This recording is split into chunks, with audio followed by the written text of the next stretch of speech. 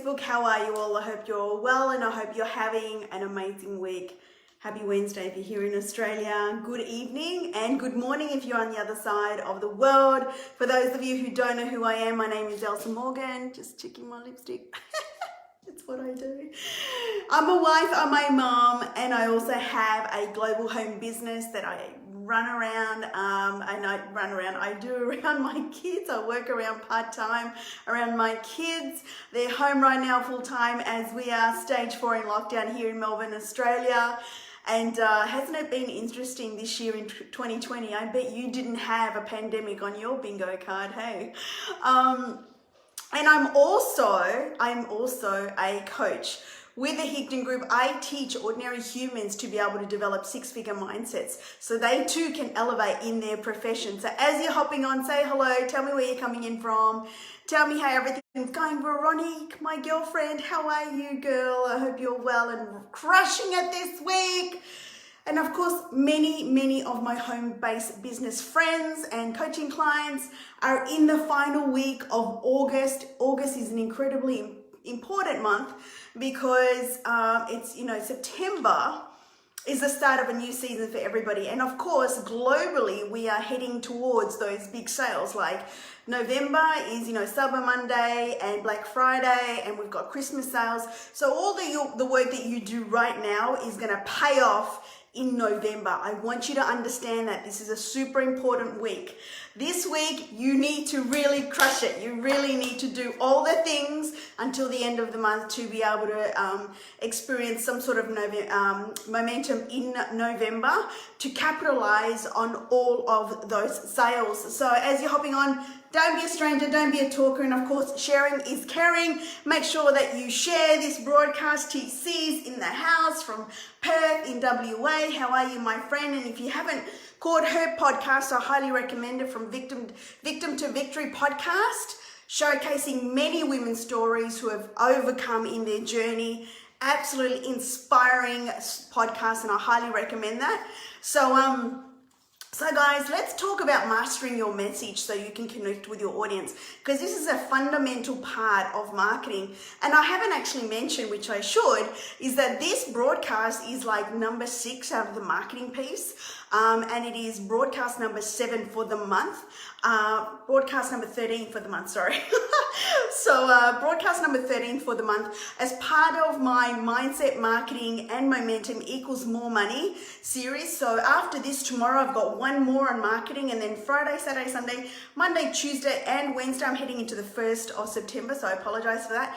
And 2nd of September because I have to tell you, the last couple of nights, I've been suffering from a really bad sinus infection, and my face yesterday and the day before was really swollen on one side, and I found it really difficult to talk. So I didn't think you wanted to see me all like swollen, like eye poppy out and all of that sort of stuff, but I'm feeling a whole lot better now, and I'm well and truly on the way to recovery. So anyway, I will be finishing next Wednesday, Thursday, depending time permitting, because our team is on fire and we are absolutely going gangbusters right now.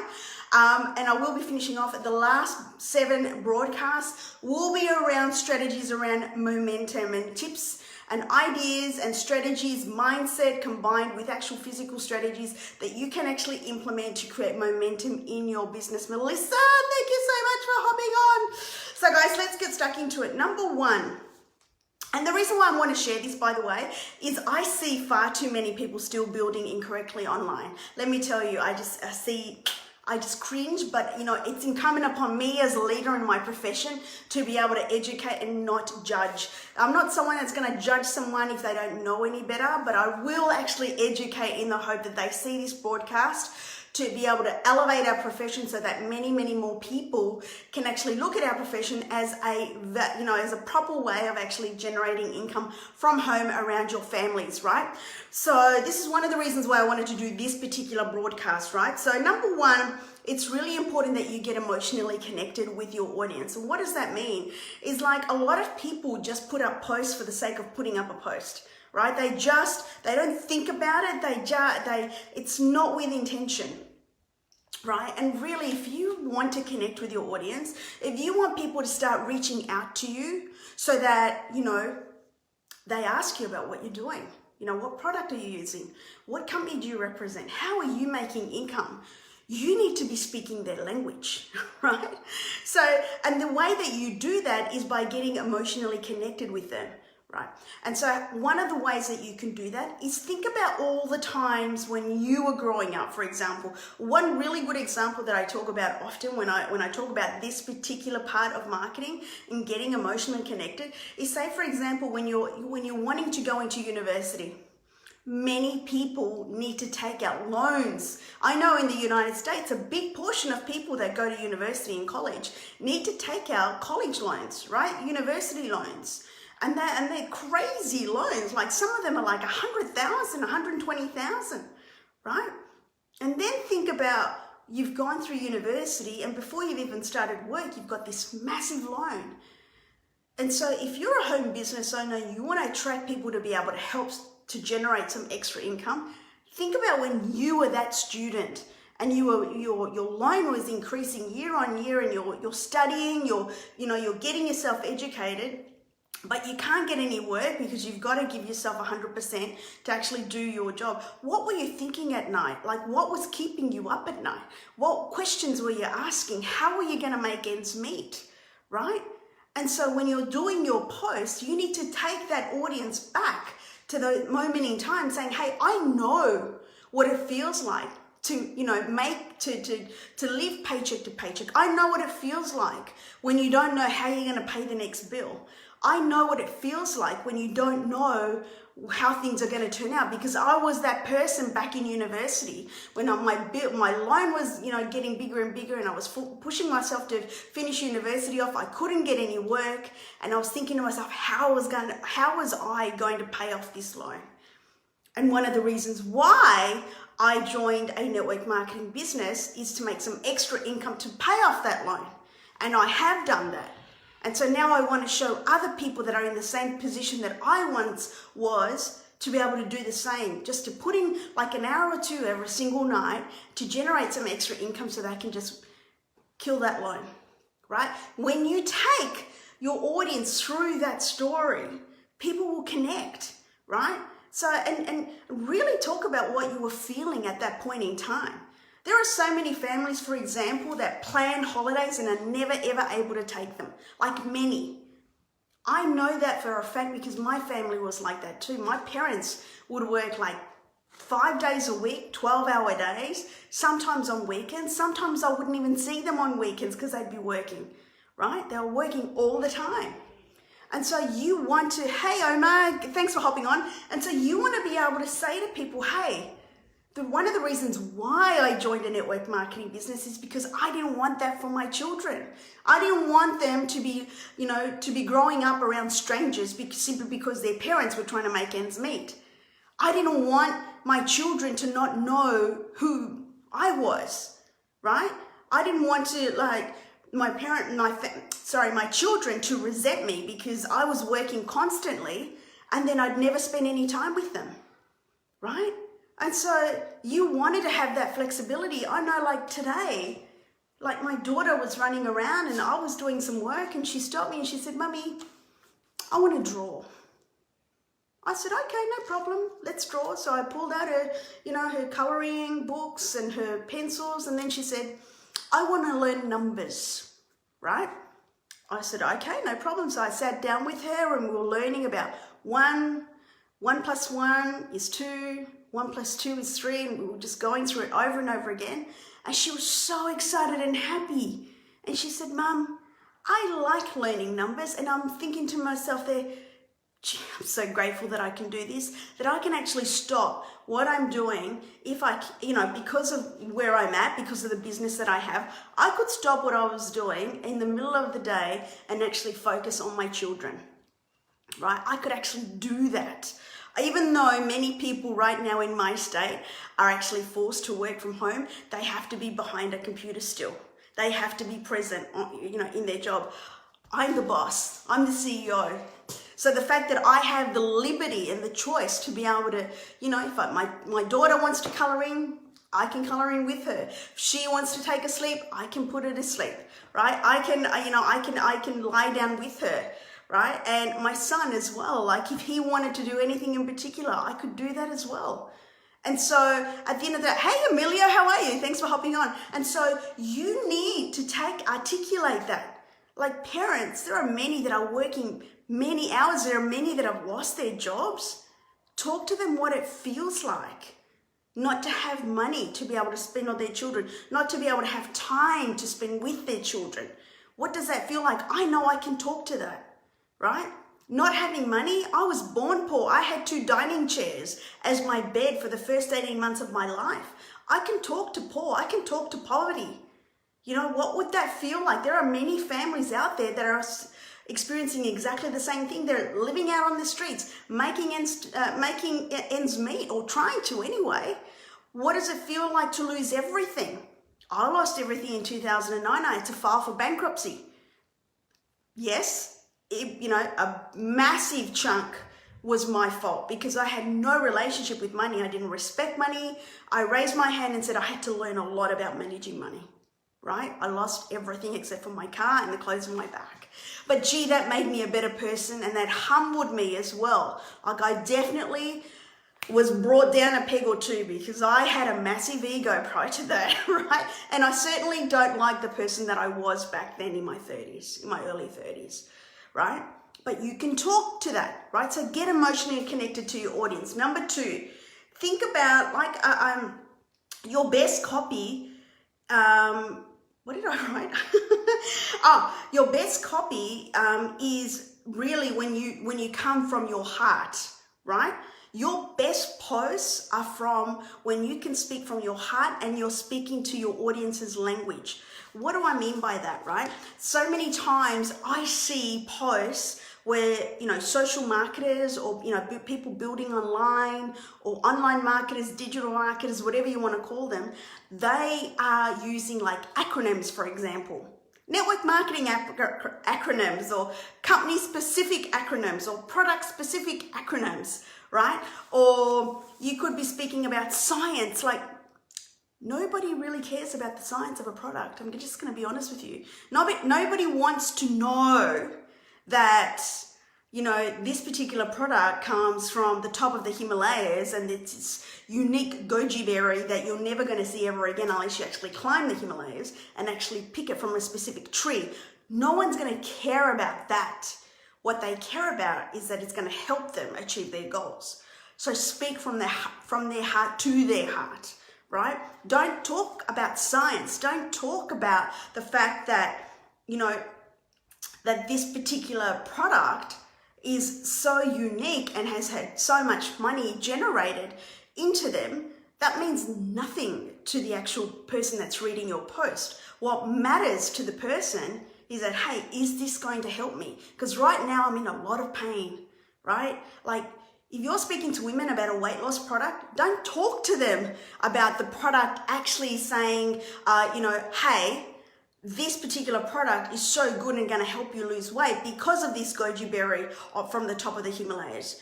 You should be saying, hey, I'm so proud of my friend Mary for losing 5 pounds, 10 pounds, 20 pounds with our product or using our system, combined with healthy eating and exercise. When people look at that and I go, hey, she lost 10 pounds using that product, I want to know more about it. You're speaking in someone's language. Someone wanting to lose 10 pounds, someone saying, hey, I fit into my skinny jeans again. Women can relate to that, right? Hey, my husband complimented me on my butt. Women can relate to that. Speak to people's language. Speak to their heart from your heart. And that is your best copy, right? When you are capturing their language and actually speaking at their level, not at a company level, which is all the science and, the data and all of that, but go back to your audience's level and speak to where they're speaking right now at their level, and you're going to be able to have your message resonate with them. They're going to be able to understand what you're trying to achieve, and they're going to go, you know what? Veronica gets me. She understands me. She knows that, what it feels like to have an extra 5 kilos, and she's got a friend that's used her product. Maybe she can help me too. Do you understand? So it's so important. Number 3, and this is a common one, but you know what? Common sense is not so common, right? Facts tell, stories sell. Very similar to number 2, right? Don't talk to me about the facts that you've sold billions of dollars. Don't tell me that this is the number 1 selling product, or, you know, this company generated $8.5 billion. Nobody cares about that. It's about the story, you know, the stories that the product's actually generating. It's about the stories that, you know, are coming out of the opportunity. For example, you know, I'm so proud of my friend Mary because she was able to lose 10 kilos using our system. I'm so excited for my friend Shell, who used our system to build a business and is now able to pay her bills. I'm so proud of my friend Tracy, who has been building a side hustle with our opportunity and has now saved up money to be able to take her entire family on a holiday. These are things that people can resonate and connect with, right? And so when you're speaking about goals and dreams and people's languages, things that are spoken in the household, you know, bills are spoken about in a household. Holidays are being spoken about in a household.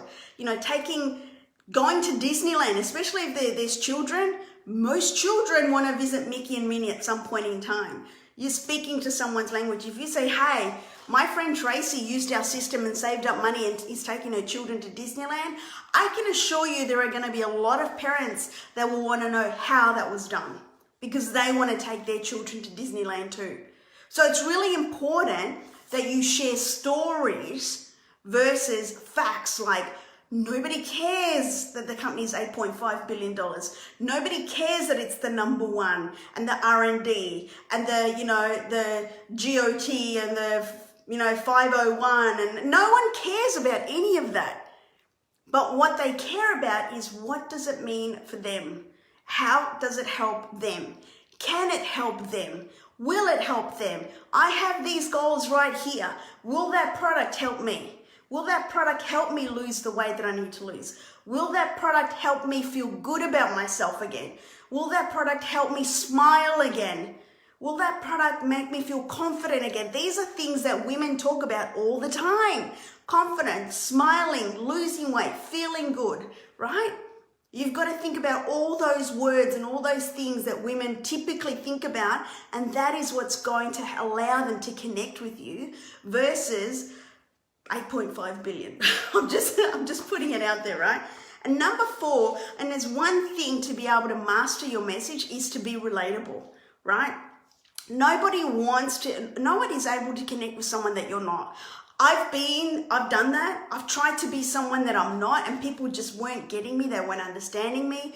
And the minute that I accepted who I was and the gifts that I have is enough to be able to build the business that I've always wanted to build, once I believed in myself, then my message started getting out and a lot more people started understanding what I was trying to achieve.